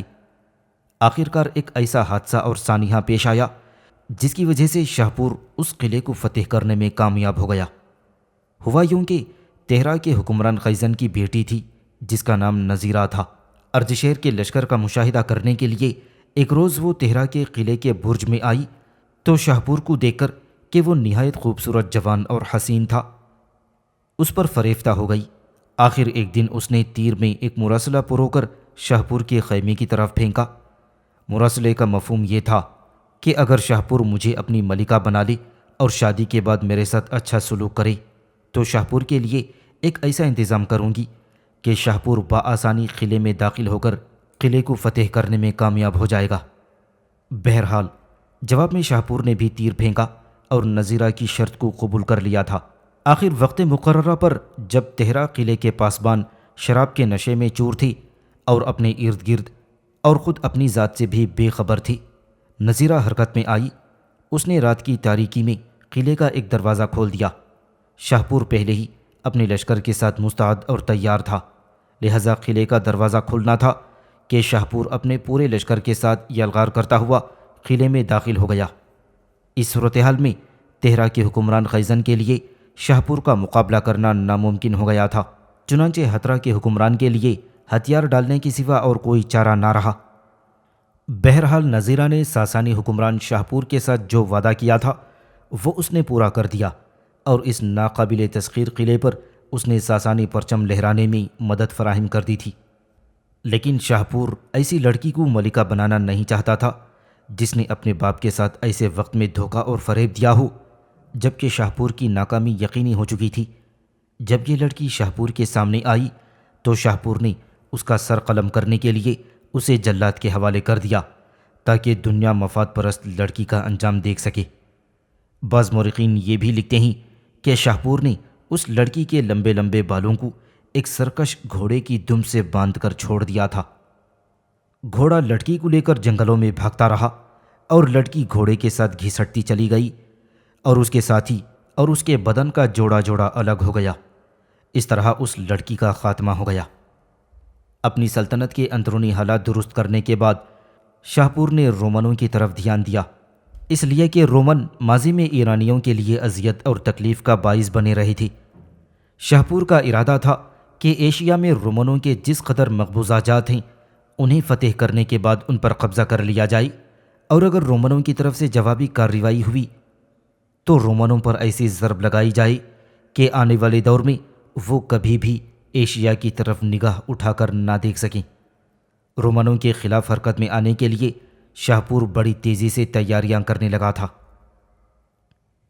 دوسری طرف رومنوں کی یہ حالت تھی کہ رومنوں کا شہنشاہ الیگزینڈر جب شاہپور کے باب اردشیر سے شکست کھانے کے بعد واپس اٹالی گیا تو اس کے لیے ایک اور مصیبت اٹھ کھڑی ہوئی تھی، اور وہ یہ تھی کہ وہ کچھ عرصہ چونکہ ایران کی سلطنت کے خلاف مشرق میں مصروف رہا تھا، لہٰذا دریائے رائن کے اس پار جرمنی کے وحشی قبائل نے اس کے خلاف بغاوت کھڑی کر دی تھی۔ دریائے رائن کے آس پاس رومنوں کے جو دستے تھے ان کے جرنیل نے بغاوت کو فروغ کرنے کی بڑی کوشش کی، لیکن اسے ناکامی ہوئی اور جرمنی کے وحشی قبائل نے لگاتار رومنوں کو شکست دے کر انہیں دریائے رائن سے دور آگے تک دھکیل دیا تھا۔ یہ صورتحال دیکھتے ہوئے دریائے رائن کے آس پاس رومن افواج کی کمانداری کرنے والے جرنیل نے رومن شہنشاہ الیگزینڈر کو پیغام بھیجا کہ جرمنی کے وحشی قبائل کے حوصلے بے حد بلند ہو چکے ہیں، اور جب تک الیگزینڈر خود لشکر لے کر اٹالی سے نہ آئے اس وقت تک جرمنی کے ان وحشی قبائلوں کو زیر نہیں کیا جا سکتا۔ یہ پیغام ملتے ہی الیگزینڈر ایک بہت بڑے لشکر کے ساتھ حرکت میں آیا اور بڑی تیزی سے وہ جرمنی کی طرف بڑھنے لگا تھا۔ اپنے لشکر کے ساتھ الیگزینڈر نے دریائے رائن کے کنارے آ کر پڑاؤ کر لیا۔ پھر اس نے دریائے رائن کے کنارے متحرک لکڑی کا پل تیار کیا اور اس پل کے ذریعے اس نے دریائے رائن کو عبور کیا اور وحشی قبائل کی طرف بڑھا۔ لیکن لگتا تھا جرمنی کے وحشی قبائل رومنوں کے لشکر اور اس کے شہنشاہ کی ایک ایک نقل و حرکت پر نظر رکھے ہوئے تھے۔ جو ہی الیگزینڈر اپنے لشکر کے ساتھ دریائے رائن کو عبور کر کے دریا کے کنارے کے جنگل میں داخل ہوا تھا، وحشی قبائل چاروں طرف سے اس پر یوں ٹوٹ پڑے تھے کہ جس طرح مردار پر گدھ نزول کرتے ہیں۔ اس اچانک حملے سے جرمن وحشی قبائل نے رومنوں کو ایک طرح سے ادھیڑ کر رکھ دیا تھا۔ الیگزینڈر چاہتا تھا کہ وہ جوابی کارروائی کرے، لیکن اس وقت تک جرمن حملہ آور اس کے لشکر کو بے پناہ نقصان پہنچانے کے بعد جنگل میں غائب ہو چکے تھے۔ اپنے لشکر کو سنبھالنے کے بعد الیگزینڈر نے پھر پیش قدمی کی، لیکن وہ تھوڑا سا ہی آگے گیا ہوگا کہ جرمنوں نے ایک بار پھر اپنی گھات سے نکل کر حملہ کر دیا اور پہلے کی طرح چاروں طرف سے چھوٹی چھوٹی ٹولیوں میں رومنوں پر ٹوٹ پڑے اور رومنوں کو انہوں نے کافی نقصان پہنچایا۔ ان کے ان گنت لشکریوں کو انہوں نے موت کے گھاٹ اتار دیا۔ کھانے پینے کا جو سامان ملا تھا، اس کے علاوہ جو ہتھیار ان کے ہاتھ آئی، سب لے کر دریا کے کنارے کے جنگل میں غائب ہو گئی تھی۔ الیگزینڈر بنیادی طور پر سپاہی نہیں تھا، لڑائی کے فن اور تجربے سے اسے کوئی آگاہی نہیں تھی۔ اس نے جب دیکھا کہ جرمن دوبارہ اس پر گدھوں کی طرح ٹوٹ کر اس کے لشکر کی کمر توڑ چکے ہیں، تو اب اس نے جرمنوں کی طرف قاصد بھجوائی تاکہ صلح کی گفتگو ہو سکے۔ جرمنوں نے صلح کی گفتگو کرنے سے انکار کر دیا اور الیگزینڈر کو یہ کہلا بھیجا کہ وہ ان جنگلوں سے نکل جائے ورنہ اسے موت کے گھاٹ اتار دیا جائے گا۔ تھوڑے دن تک الیگزینڈر دریائے رائن کے کنارے پڑاؤ کیے رہا اور جرمنوں کے وحشی قبائل کے سرداروں سے لگاتار گفتگو کرتا رہا۔ آخر جرمن قبائل کے سردار اس بات پر آمادہ ہو گئے کہ الیگزینڈر اگر ایک معقول اور بھاری رقم ادا کرے تو وہ دریائے رائن کو پار کر کے رومانوں کے لشکر پر حملہ آور نہیں ہوں گی۔ الیگزینڈر چونکہ جنگ سے بچنا چاہتا تھا، لہٰذا اس نے فوراً وہ رقم جرمنوں کو ادا کر دی اور لشکر لے کر دریائے رائن کی دوسری طرف مینس کے مقام پر آ کر پڑاؤ کر لیا تھا۔ اب الیگزینڈر کی یہ حرکت کہ اس نے رقم دے کر جرمنوں سے جان چھڑائی تھی، بڑی ناپسندگی کی نگاہ سے دیکھی گئی۔ نہ صرف اٹالی میں رومنوں کے سینٹ کے ممبران نے الیگزینڈر کی اس حرکت کو ناپسند کیا تھا، بلکہ اس کی اس حرکت سے جو لشکری اس کے ساتھ تھے وہ بھی الیگزینڈر سے نفرت کرنے لگے تھے۔ آخر الیگزینڈر کے لشکر نے بغاوت کر دی اور کچھ لوگوں نے مل کر الیگزینڈر اور اس کی ماں کو، جو لشکر میں الیگزینڈر کے ساتھ تھی، دونوں کو موت کے گھاٹ اتار دیا۔ اور الیگزینڈر کے قتل کے بعد ایک شخص میکسیمینس کو رومنوں کا شہنشاہ بنایا گیا۔ میکسیمینس بنیادی طور پر کرلیسیا کا بادشاہ تھا۔ یہ انتہائی ظالم، بے رحم اور ستمگر انسان تھا۔ اس کے مظالم اور ستمگری کی وجہ سے جگہ جگہ بغاوتیں اٹھ کھڑی ہوئیں، اور سب سے پہلی بغاوت جرمنوں نے دریائے رائن کے اس پار سے کی تھی، اور دریائے رائن کو پار کرنے کے بعد اس نے دور تک قتل و غارت گری کا ایک بازار گرم کر دیا تھا۔ میکسیمینس چونکہ خود ایک دہشت گرد انسان تھا، لہٰذا وہ بڑی تیزی سے حرکت میں آیا اور رائن کے کنارے اس نے بڑی خونخواری سے جرمنوں کا سامنا کیا، جرمنوں کو بدترین شکست دی، اور دریائے رائن کے اس پار یہ دور تک ان کا تعاقب کرتا چلا گیا اور انہیں سنبھلنے کا موقع نہ دیا، یہاں تک کہ جرمن بری طرح پسپا ہو کر اپنی پناہ گاہوں میں چلے گئی تھی۔ دوسری بغاوت میکسیمینس کے خلاف دریائے ڈینوب کے اس پار رہنے والے گول قبائل نے کی تھی۔ میکسیمینس ان کے خلاف بھی جرمنوں کی طرح حرکت میں آیا، اور جس طرح جرمنوں کو اس نے دھکیل کر دور پھینک دیا تھا، اسی طرح اس نے دریائے ڈینوب کو بھی پار کیا۔ جگہ جگہ اس نے وحشی قبائل کو بدترین شکستیں دیں، اور ان کی بھی بغاوت کو فروغ کر کے اس نے سکون بحال کر دیا تھا۔ ان جنگوں میں چونکہ میکسیمینس لگاتار کئی ماہ تک مصروف رہا تھا اور ان جنگوں میں بے شمار اخراجات لگے ہوئے تھے، لہٰذا یہ اخراجات پورے کرنے کے علاوہ اپنے لشکر میں اضافے کے لیے میکسیمینس نے اپنی سلطنت میں ناقابل برداشت ٹیکس لگا دیے تھے۔ ٹیکس اس قدر جبر، اس قدر ظلم کے ساتھ وصول کیے گئے کہ لوگ چلا اٹھے، اور ٹیکسوں کی سختیوں کا پہلا رد عمل افریقہ میں ظاہر ہوا تھا، جہاں لوگوں نے میکسیمینس کے خلاف آواز بلند کر دی۔ افریقہ کے وحشیوں نے اپنا ایک لشکر تیار کر لیا۔ افریقہ میں جو رومنوں کا جرنیل تھا اسے انہوں نے مار بھگایا۔ افریقہ کے علاوہ خود اٹالی کے لوگ بھی میکسیمینس کے مظالم سے تنگ آ چکے تھے۔ پھر ایسا ہوا کہ کچھ زندہ دل سپاہی حرکت میں آئے اور انہوں نے مناسب موقع جان کر میکسیمینس کو قتل کر دیا۔ میکسیمینس کے بعد اٹالی ایک طرح سے طوائف الملوکی کا شکار ہو گیا تھا، اس لیے کہ ایک وقت دو جرنیلوں نے شہنشاہ ہونے کا اعلان کر دیا۔ ان میں سے ایک پیپینوس اور دوسرا بیلینوس تھا۔ ان دونوں کے اعلانات سے سینٹ کے ممبران بڑے پریشان ہوئے، اور وہ چاہتے تھے کہ ان دونوں میں سے کسی ایک کو شہنشاہ مقرر کر کے رومنوں کی سلطنت کا نظم و نسق درست کریں، لیکن ان میں سے کوئی بھی شہنشاہیت سے دستبردار ہونے کے لیے تیار نہ تھا۔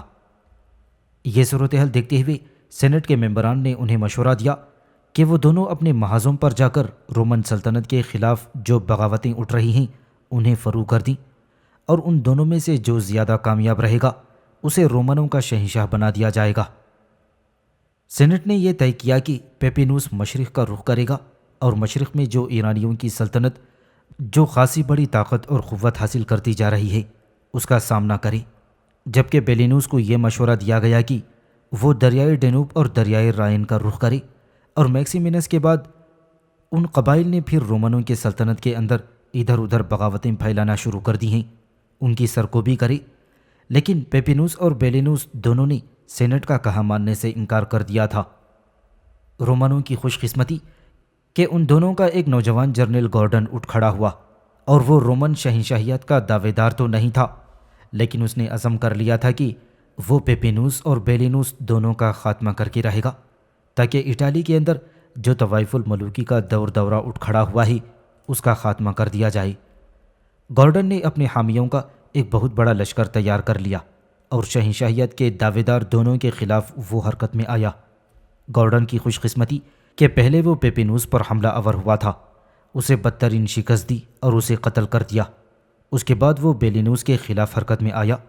بیلینوس کے لشکر کو بھی اس نے بدترین شکست دی اور بیلینوس کو بھی موت کے گھاٹ اتار دیا۔ اہل روما گورڈن کے اس کردار سے اس قدر متاثر ہوئے کہ انہوں نے بالاتفاق گورڈن کو اپنا شہنشاہ مقرر کر لیا۔ اس طرح پیپینوس اور بیلینوس کی موت کے بعد اٹالی میں طوائف الملوکی کا خاتمہ ہو گیا اور اہل روما نے متفقہ طور پر گورڈن کو اپنا شہنشاہ تسلیم کر لیا۔ رومن شہنشاہ گورڈن کے دور حکومت تک ایران کے بادشاہ شاہپور نے اپنی جنگی تیاریوں کی تکمیل کر لی تھی اور رومنوں کا مقابلہ کرنے کے لیے اس نے ایک بہت بڑا لشکر بھی تیار کر لیا تھا۔ لہٰذا وہ اس لشکر کے ساتھ حرکت میں آیا اور سب سے پہلے اس نے نصیبین شہر کا رخ کیا جو ان دنوں رومنوں کے قبضے میں تھا۔ نصیبین شہر ایک طرح سے رومنوں اور ایرانیوں کی سرحد پر واقع تھا۔ اس کی جغرافیائی صورتحال کچھ ایسی تھی کہ جب کبھی ایرانیوں اور رومنوں کا تصادم ہوتا نصیبین شہر کو ضرور ہدف بننا پڑتا۔ بہرحال ایران کے شہنشاہ شاہپور نے نصیبین شہر ہی کا رخ کیا تھا۔ شہر کا اس نے محاصرہ کر لیا۔ یہ محاصرہ کچھ عرصہ جاری رہا۔ نصیبین شہر کے اندر جو رومنوں کا لشکر تھا وہ اپنا دفاع کرتا رہا، یہاں تک کہ قلعے کے اندر جو رسد کا سامان تھا وہ ختم ہو گیا۔ رسد کی کمی ہوئی تو اہل قلعہ نے ہتھیار ڈال دیے۔ اس طرح یہ مستحکم قلعہ شاہپور کے ہاتھوں میں آ گیا۔ نصیبین پر قبضہ کرنے کے بعد شاہپور نے اپنے لشکر کے ساتھ بحر روم کی طرف کوچ کیا۔ اس کا ارادہ تھا کہ بحر روم کے کنارے رومنوں کے سب سے بڑے مرکز انطاکیہ کو اپنا ہدف بنائی اور اسے فتح کرنے کے بعد رومنوں کی قوت پر کاری ضرب لگا کر رہی۔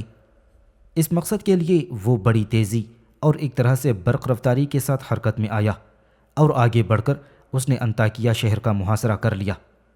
نصیبین شہر کی طرح جب انطاکیہ شہر کے محاصرے نے بھی طول کھینچا تو یہاں جو رومن لشکر تھا اس نے شاہپور کے آگے ہتھیار ڈال دیے۔ اس طرح انطاکیہ شہر پر بھی شاہپور کا قبضہ ہو گیا تھا۔ دوسری طرف قیصر روم گورڈن کو جب ایران کے شہنشاہ شاہپور کی ان پیش قدمیوں کی اطلاع ہوئی تو وہ ایک بہت بڑے لشکر کے ساتھ اٹالی سے نکلا اور مشرق کی طرف بڑھا، اور شاہپور کو جب خبر ہوئی کہ رومنوں کا شہنشاہ گورڈن ایک بہت بڑے لشکر کے ساتھ اس کی طرف پیش قدمی کر رہا ہی تو وہ انطاکیہ سے پسپا ہو کر دریائے فرات کے کنارے آ گیا تھا تاکہ رومنوں کے ساتھ جنگ کی صورت میں اسے اس کی پشت کی سمت اپنی سلطنت کی طرف سے رسد اور کمک کا سامان فراہم ہوتا رہی۔ دوسری طرف رومنوں کا شہنشاہ گورڈن بڑی خونخواری سے مشرق کی طرف آیا اور آتے ہی وہ نصیبین شہر پر حملہ آور ہو گیا تھا اور شہر پر اس نے بغیر کسی مزاحمت کے قبضہ کر لیا تھا۔ دریائے فرات کے کنارے رومن شہنشاہ گورڈن اور شاہپور کے درمیان ایک جنگ ہوئی، لیکن بدقسمتی سے ری سینا کے مقام پر لڑی جانے والی اس جنگ میں شاہپور کو شکست ہوئی اور شاہپور اپنے لشکر کو لے کر پسپا ہوتا چلا گیا کیونکہ رومن شہنشاہ گورڈن اس کے تعاقب میں لگ گیا تھا۔ ری سینا کے مقام پر شاہپور کو شکست دینے کے بعد رومن شہنشاہ چاہتا تھا کہ مزید پیش قدمی کرے اور ایرانیوں کے مرکزی شہر مدائن پر ضرب لگائی، لیکن گورڈن کی بدقسمتی کہ اس کے لشکر کے اندر بغاوت اٹھ کھڑی ہوئی۔ باغی رات کی تاریکی میں گورڈن پر حملہ آور ہوئے اور اسے موت کے گھاٹ اتار دیا۔ اب گورڈن کے لشکر میں شامل ایک جرنیل فلپ نے شہنشاہ ہونے کا اعلان کر دیا۔ فلپ بنیادی طور پر ایک عرب باشندہ تھا، لہذا تاریخ میں اسے فلپ اریسین کہہ کر پکارا گیا ہی۔ لشکری فلپ سے بے پناہ محبت کرتے تھی۔ سینٹ بھی اس کی دانشمندی اور اس کے جنگی تجربے کی متعارف تھی، لہذا جہاں لشکریوں نے عرب سے تعلق رکھنے والے فلپ کو اپنا شہنشاہ تسلیم کر لیا، وہاں رومنوں کی سینٹ نے بھی فلپ اریسین کو اپنا شہنشاہ بنانے کی منظوری دے دی۔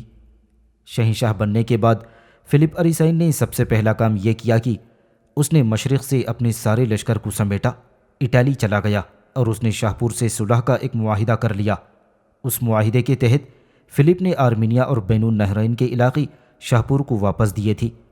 شاید عرب ہونے کے ناطے فلپ مشرق کو محفوظ کرنا چاہتا تھا۔ اس طرح رومنوں اور ایرانیوں کے درمیان معاہدہ ہو جانے سے دونوں سلطنتوں کے درمیان امن کا سا ماحول قائم ہو گیا تھا۔ نئے شہنشاہ فلپ اریسین کے مشرق کے کچھ علاقے سے دستبردار ہو جانے کی وجہ سے رومیوں نے اسے ناپسند کرنا شروع کر دیا تھا، لیکن فلپ اریسین نے ایک شہنشاہ کی حیثیت سے اس قدر دانشمندی کے ساتھ کام کرنا شروع کر دیے اور عوام کی بہتری کے لیے اس نے وہ کارہائے نمایاں انجام دیے کہ اس نے اپنے کارناموں کی وجہ سے عوام کی نفرت کو محبت میں تبدیل کر دیا اپنے انہی کارناموں کی وجہ سے عرب سے تعلق رکھنے والا فلپ ایک کامیاب شہنشاہ کی حیثیت سے لگاتار 14 سال تک رومیوں پر حکومت کرتا رہا۔ اس کے دور میں بڑا سکون، بڑا امن قائم رہا تھا، تاہم اس کے دور کے آخری ایام میں شمال کی طرف جگہ جگہ بغاوتیں اٹھ کھڑی ہوئی تھیں۔ پہلے جرمنوں نے دریائے رائن کو عبور کر کے تباہی اور بربادی پھیلا دی، اور ان کی طرف دیکھتے ہوئے وحشی گال نے بھی دریائے ڈینوب کو عبور کیا اور آگ اور خون کا کھیل کھیلنا شروع کر دیا۔ فلپ کو جب ان بغاوتوں کا پتہ چلا تو ایک جرار لشکر کے ساتھ وہ حرکت میں آیا، اور سب سے پہلے اس نے وحشی جرمنوں کو بدترین شکستیں دیں اور انہیں دریائے رائن کے اس پار تک دور تک ڈھکیل دیا تھا۔ فلپ کی ان فتوحات سے اس کی سلطنت میں جو یہ تاثر پھیلا ہوا تھا کہ فلپ جنگ کا کوئی تجربہ نہیں رکھتا، اور پھر یہ کہ وہ جنگ سے پہلو تہی کر کے بس سلطنت میں اصلاحات کر کے حکومت کرنا چاہتا ہے۔ لیکن فلپ نے جب دریائے رائن کے کنارے جرمنوں کو بدترین شکست دی تو رومن یہ ماننے پر مجبور ہو گئے کہ فلپ اریسائن ایک پیدائشی سپاہی ہونے کے علاوہ جنگ کا بھی بہترین تجربہ رکھتا ہے۔ وحشی جرمنوں کی بغاوت کو فروغ کرنے کے بعد فلپ نے وحشی گال کا رخ کیا تھا۔ دریائے ڈینوب کے کنارے اس نے وحشی گال قبائل کو بھی بدترین شکست دی اور ان کا خوب قتل عام کر کے ان کی بغاوت کو بھی فروغ کر دیا۔ لیکن اس دوران کچھ لوگ چھپ کر فلپ پر حملہ آور ہوئے اور اس بیچارے کو موت کے گھاٹ اتار دیا۔ فلپ کے موت کے بعد رومنوں نے ایک شخص ویلیرین کو اپنا شہنشاہ بنا لیا تھا۔ لگاتار 14 سال کے بعد امن کا دور ختم ہو گیا۔ شاپور اپنے لشکر کے ساتھ حرکت میں آیا۔ بڑی برق رفتاری سے اپنے لشکر کے ساتھ اس نے انطاکیہ کا رخ کیا اور شہر کی اینٹ سے اینٹ بجا کر اس نے شہر پر قبضہ کر لیا تھا۔ شہر کے اندر اور اطراف میں جس قدر رومن لشکر تھے ان سب کو اس نے موت کے گھاٹ اتار کر رکھ دیا تھا۔ نیا رومن شہنشاہ ویلیرین بوڑھا تھا۔ اس کی عمر اس وقت کم از کم 80 برس کے قریب تھی۔ جب اسے انطاکیہ پر ایرانیوں کے قبضے کی خبر ہوئی تو اسے سخت رنج ہوا۔ چنانچہ اپنی عمر کے باوجود وہ خود ایک لشکر لے کر مشرق کی طرف بڑھا تاکہ شاہپور سے مقابلہ کرے اور اسے انطاکیہ خالی کرنے پر مجبور کر دی۔ انطاکیہ شہر سے باہر رومن شہنشاہ ویلیرین اور ایرانی شہنشاہ شاہپور کے درمیان ایک ہولناک جنگ ہوئی، جس میں بدقسمتی سے شاہپور کو شکست ہوئی اور شاہپور اپنے لشکر کے ساتھ مشرق کی طرف بھاگ کھڑا ہوا۔ ویلیرین نے بھی اپنی پوری قوت اور طاقت سے شاہپور کا تعاقب کیا اور یہ تعاقب انطاکیہ سے شام کے وسیع میدانوں تک جاری رہا۔ شام کے میدانوں میں آ کر ایران کا شہنشاہ شاہپور ایک بار پھر رومن شہنشاہ ویلیرین سے ٹکرانا چاہتا تھا کہ ویلیرین کی بدقسمتی کہ یہاں شام کے میدانوں میں وہ اپنے ہی ایک سپہ سالار مکریانس کی سازش کا شکار ہو گیا۔ یہ مکریانس ویلیرین ہی کے ایک لشکر کا جرنیل تھا۔ یہ بڑا جاہ پسند تھا اور ویلیرین کو راستے سے ہٹا کر خود رومیوں کا تخت و تاج حاصل کرنا چاہتا تھا۔ آخر شام کے میدانوں میں اس مکریانس نے ایک نہایت خطرناک چال چلی۔ وہ اس طرح کہ وہ ویلیرین کے لشکر کو ایک ایسے مقام پر لے گیا جہاں ایرانی لشکر نے ویلیرین کے لشکر کو چاروں طرف سے گھیر لیا تھا۔ ویلیرین نے وہاں سے نکلنے کی بڑی کوشش کی لیکن کامیاب نہ ہو سکا۔ یہاں پر رومنوں اور ایرانیوں کے شہنشاہ شاہپور اول کے درمیان ایک ہولناک جنگ ہوئی جس میں رومیوں کو سخت جانی نقصان اور مالی تباہی اور بربادی کا سامنا کرنا پڑا، یہاں تک کہ ایرانیوں نے کچھ اس طرح رومنوں کا قتل عام کیا کہ انہوں نے رومیوں کی صفوں کے اندر گھس کر ان کے شہنشاہ ویلیرین کو زندہ گرفتار کر لیا۔ یہ رومن سلطنت کی انتہائی بدقسمتی اور بدنامی تھی کہ ایرانیوں نے ان کے شہنشاہ کو گرفتار کر کے اسے لوہے کی زنجیروں میں جکڑ دیا تھا۔ رومن سینٹ کو جب اپنے بادشاہ ویلیرین کی ایرانیوں کے ہاتھوں شکست اور پھر اس کی گرفتاری کی خبر پہنچی تو انہوں نے ویلیرین کے بیٹے گیلینوس کو اپنا شہنشاہ بنا لیا۔ شاہپور رومن شہنشاہ ویلیرین کو اپنا قیدی بنا کر اپنے مرکزی شہر مدائن لے گیا تھا۔ ویلیرین اسیری میں بڑھاپے کی آخری منازل کو طے کر رہا تھا اور اس کے ہاتھوں میں ہتھکڑیاں پڑی ہوئی تھیں۔ یہ ہتھکڑیاں مدائن کی اور تخت جمشید کی چٹانوں کی ابھرتی تصویروں میں اب بھی موجود ہیں۔ ایران کے شہنشاہ شاہپور نے رومن شہنشاہ ویلیرین کے ساتھ بڑا سخت برتاؤ کیا تھا۔ شاہپور جب کبھی اپنے گھوڑے پر سوار ہونا چاہتا تو اس کے محافظ رومن شہنشاہ ویلیرین کو اس کے گھوڑے کے قریب زمین پر لیٹا دیتی اور شاہپور ویلیرین کی پیٹھ پر پاؤں رکھ کر اپنے گھوڑے پر سوار ہوا کرتا تھا۔ اس کے علاوہ شاہپور نے رومن شہنشاہ ویلیرین کے ساتھ جو دوسرے رومن قیدی تھے ان سب کو اس نے خوب استعمال کیا اور ان سے ایک بہت بڑا کام لیا۔ وہ یہ تھا کہ ان سارے رومن قیدیوں سے شوستر کا بند تعمیر کروایا جو 1500 قدم لمبا تھا۔ آج کل یہ دریائے قارون کے پانی کو ان کھیتوں میں پہنچانے کے لیے جو بلندی پر واقع ہیں اس بند سے کام لیا جاتا ہے، اور آج کل اس کا نام بند قیصر ہے۔ رومن شہنشاہ ویلیرین کی گرفتاری کے بعد اس کے جرنیل میکریانس نے پرپرزے نکالنا شروع کر دیے تھے۔ اسی میکریانس نے ویلیرین کو سازش کا شکار کر کے اسے شکست سے دوچار کیا تھا، اور اب یہ بچے کچے لشکر کا سالار بن گیا تھا اور یہ منصوبہ بنایا کہ وہ شاہپور کے خلاف حرکت میں آئے گا، اسے کسی نہ کسی جنگ میں شکست دے اور نئے شہنشاہ گیلینیوس کی ہمدردیاں حاصل کرنے میں کامیاب ہو جائے۔ لیکن شاہپور نے اسے ایسا کوئی موقع نہ دیا، بلکہ شاہپور نے سیاست سے کام لیا۔ اس نے رومی حکومت کے لیے مسائل کو کھڑے کرنا چاہا، اور ایک شخص فریانس کو جو اس کا خوب جاننے والا تھا قیصر روم کا لقب دے کر اسے رومیوں کا حکمران تسلیم کر لیا تھا۔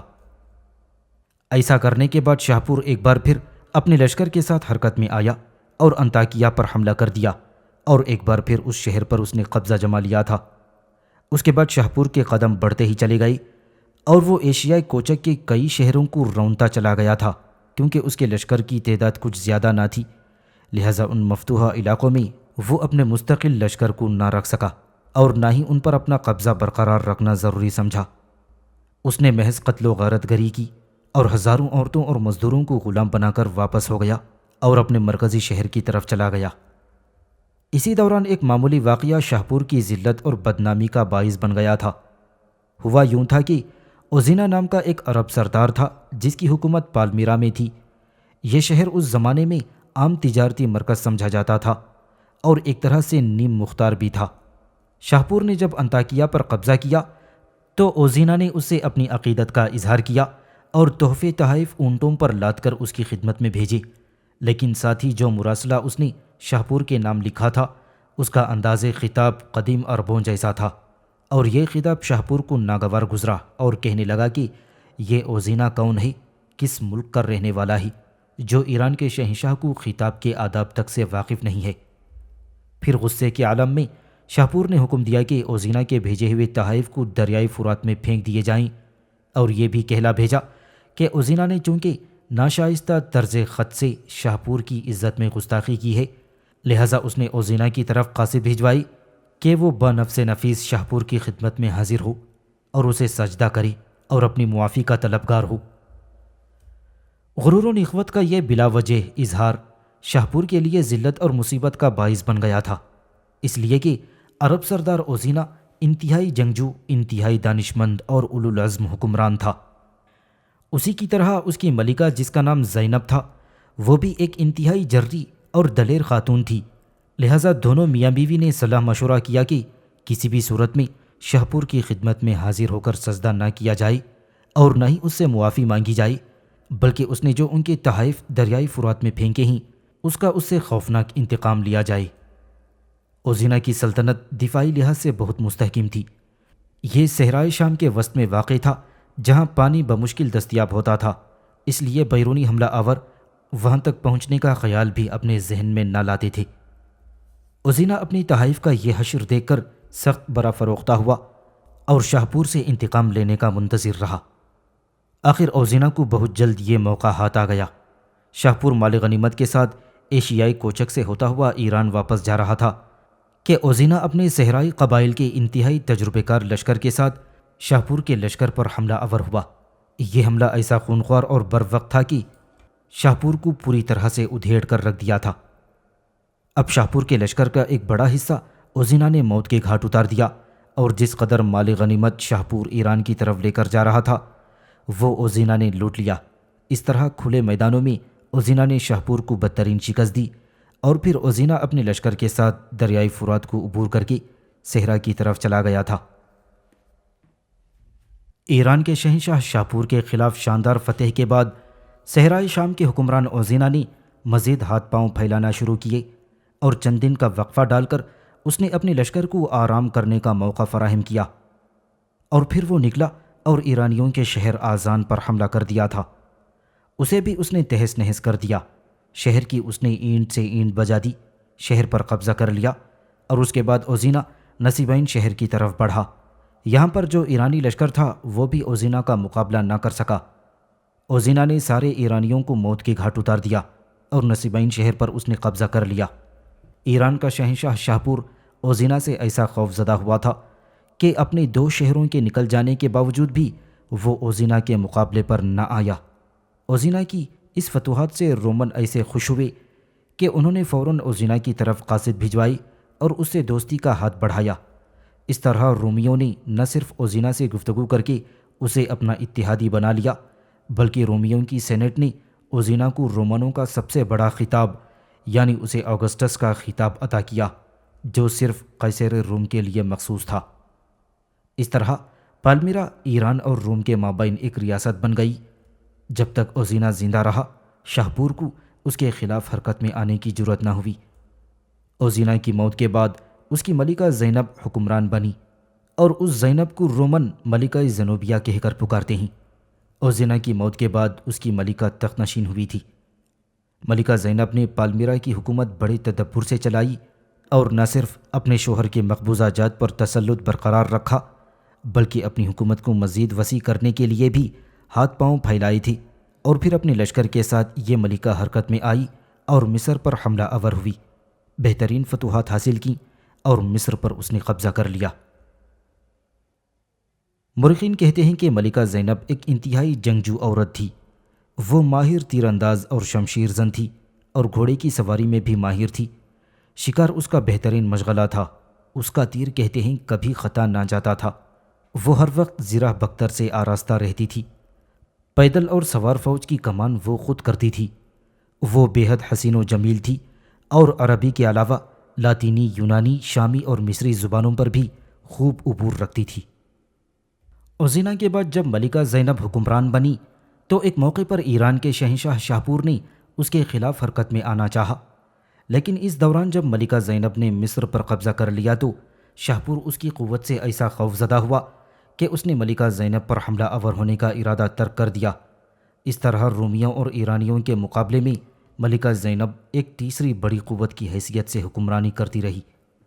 ملکہ زینب نے جب مصر کو فتح کر لیا تو اس وقت وقتی طور پر ایران کا شہنشاہ شاہپور ملکہ زینب سے خوف زدہ ہو گیا تھا، اور اسے فکر لاحق ہو گئی تھی کہ اگر اس نے ملکہ زینب سے ٹکرانے کی کوشش کی تو جس طرح ملکہ زینب نے مصر کو فتح کر لیا ہے، اسی طرح کہیں وہ ایران پر بھی قابض نہ ہو جائے اور اسے تخت و تاج سے نہ محروم کر دے۔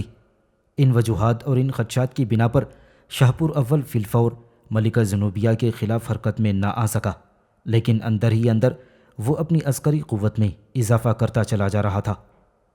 ایران کے شہنشاہ شاہپور اول کو جب یہ خبریں ملنا شروع ہوئیں کہ رومیوں نے پالمیرا کی ملکہ زینب کے ساتھ اپنے دوستانہ تعلقات اور اچھے مراسم استوار کرنا شروع کر دیے ہیں، تو اسے یہ فکر مند لاحق ہو گئی کہ اگر پالمیرا کی ملکہ زینب اور رومیوں کے تعلقات مزید استوار ہوئے تو کہیں ایسا نہ ہو کہ رومن پالمیرا کی ملکہ کے ساتھ مل کر ایرانیوں کی سلطنت پر حملہ آور ہو جائیں، اور اگر ایسا ہوا تو شاہپور ان دونوں قوتوں کا مقابلہ نہ کر سکے گا اور ان دونوں طاقتوں کے مقابلے میں شاہپور کو کہیں بھی پناہ نہ مل سکے گی۔ ان خدشات کے تحت ایران کے شہنشاہ شاہپور اول نے بڑی تیزی سے اپنی طاقت اور قوت میں اضافہ کرنا شروع کر دیا تھا۔ اس نے نئی بھرتی شروع کر کے نئے لشکریوں کی تربیت کا کام بڑی سرعت کے ساتھ اپنے تجربے کار سالاروں کے ذمے لگا دیا۔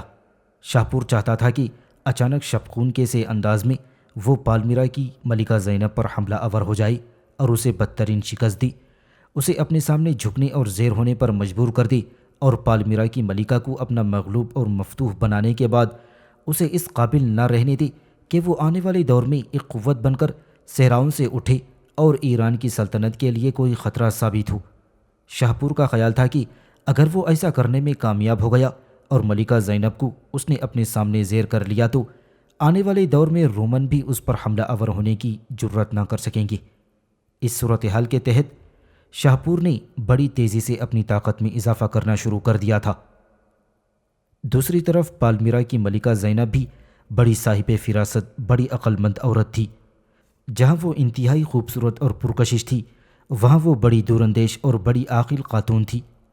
اس کے جاسوس صحراؤں سے نکل کر ایران کی سلطنت میں جگہ جگہ پھیلے ہوئے تھے، اور اس کے جاسوس اسے ایران کے شہنشاہ شاہپور اول کی پل پل کی خبریں پہنچا رہی تھی۔